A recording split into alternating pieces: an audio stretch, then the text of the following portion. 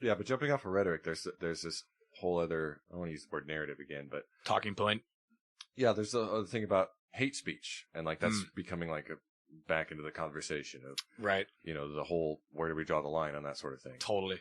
And I don't know if you heard about Angela Merkel brought up some comments. Yeah, I'm surprised I actually didn't mention that either. If we're talking about the same thing, how she kind of gave pushback publicly too of Twitter nuking Trump, and which is kind of hilarious that like the Germans, post World War II Germany is like lecturing Americans on like freedom of speech and then like the benefits thereof, and they're like, dude, if that's what's happening, maybe we should take a look. Take a look at what's going on. Yeah, well, that too, but Germany also has very strict laws about that sort of thing. Yeah. About, they don't have even just imagery and anything. Totally, especially about a certain group that was very popular back in a certain time period. Mm-hmm. My opinion on hate speech is, as a libertarian, I guess would just be the same as before. Of like, if it's not call incitement to action, as gross and disgusting and fucking vile as it may be, our system, not unfortunately, I don't know. It allows for that type of shit, basically, whether you like it or not. You know what I mean? Like black police officers protecting a KKK march.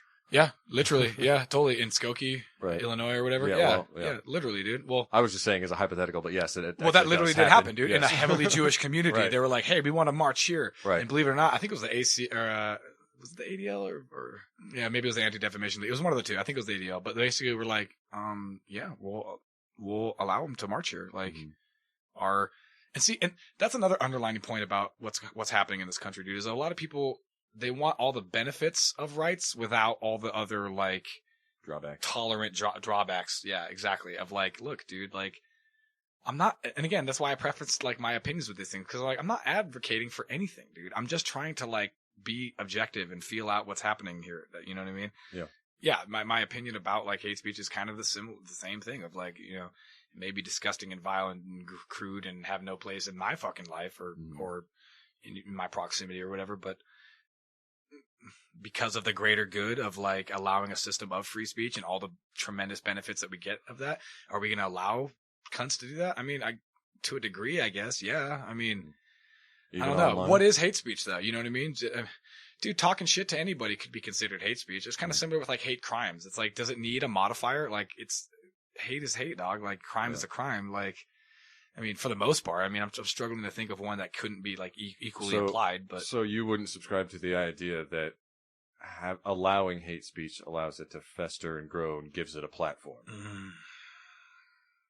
I don't know if I would go that far because you have to be realistic in knowing that that's always a possibility that can happen. And makes it acceptable. But I think eternal vigilance and acceptable. That I don't agree with. No. That is bullshit. Okay. If we're only accepting it if our culture is fucking weak and like allowing that type of shit. You know what I mean? Like, I mean, people can slowly, like the cultural engineers and social engineers, they can slowly ratchet up things or whatever so that we kind of eventually change our minds about what we will accept and what we won't accept, like over time, obviously. Tolerance. Yes, exactly. But to say that like we're going to allow free speech and stuff and we're going to allow hateful like rhetoric and stuff like that, is going to cause more people to like join the ranks. That may be, but like, what's the like, is it in the great numbers that we're really worried about to where we're going to completely upturn the whole freedom of speech like system? You know what I mean? Like I would argue no, because the whole free speech system is badass, but we just need to, the price of it is eternal vigilance. We need to keep an eye on these motherfuckers. So do you think Twitter and Facebook and all these people were wrong? YouTube? Were they wrong? Were they wrong? Did they do the wrong thing? Yes. It is in their terms of service. It is in their terms of use. For sure it is, dude. But dude, let me ask you a question, dude. Let me ask you a question. Is if somebody, actually finish your point because we're going to fucking. And it is technically not freedom of speech. What isn't? I'm just throwing out the opposition just to hear what you say to it. Absolutely, please. Backboard. You know that freaking playing the devil's advocate is like one of my favorite games, dude. Lay it on me. There's people who will say, and I'm not a fucking constitutional scholar, but they'll say that free you're not? Free speech is this. Right. And it doesn't apply to all these other things that people say, oh, it's a free speech issue because it's not. Okay. Because I see what you're getting at. If these companies weren't monopolies, I would agree with you. But they are. Mm-hmm. And so what are we supposed to do when there is no place to go? You know what I mean? When a monopoly, so when a business becomes like an infrastructure, that is when that is when they need to apply by, because for fuck's sakes, dude, without Twitter and Facebook, there's like and YouTube, there's literally nothing. There's no news. There's literally nothing, dude. And again, when people are like, well, you can build your own platform or whatever and go on there, it's like, well, yeah, they did, and then you nuked that, didn't you? Right? So it's like, okay, well, now what? And again, it's one of those things that's like, okay, it's only to a point, dude. What about, let me ask you this, bro. If Exxon Valdez or whatever the fuck that was like, did the Deepwater Horizons, they're responsible for spilling all this like shit into the commons, right? To me, it's like the equivalent of saying like, well, you can just create another company that'll clean it up basically and like have a better one that doesn't fucking spill oil all over the place or whatever, dude.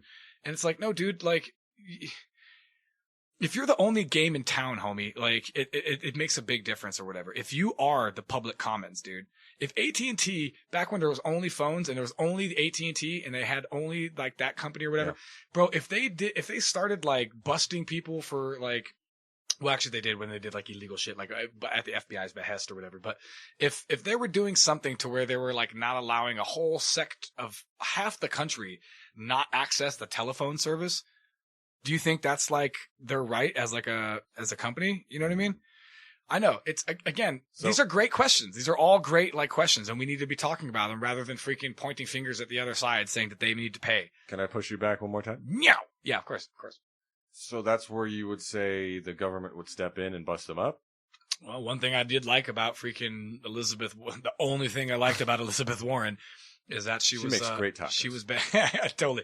I believe it was lobster bisque something, powwow chow, something along those lines. 1,024th Indian. Yeah, she was saying how these big tech companies need to be broken up or whatever because they're a monopoly. And frankly, I think that is what is at the heart of all of the censorship, dude, is they're trying to appease the left, dude. Yes. Totally. Because they're in control now. So they're like, please, for the love of Christ, don't break up our fucking awesome monopoly that we have.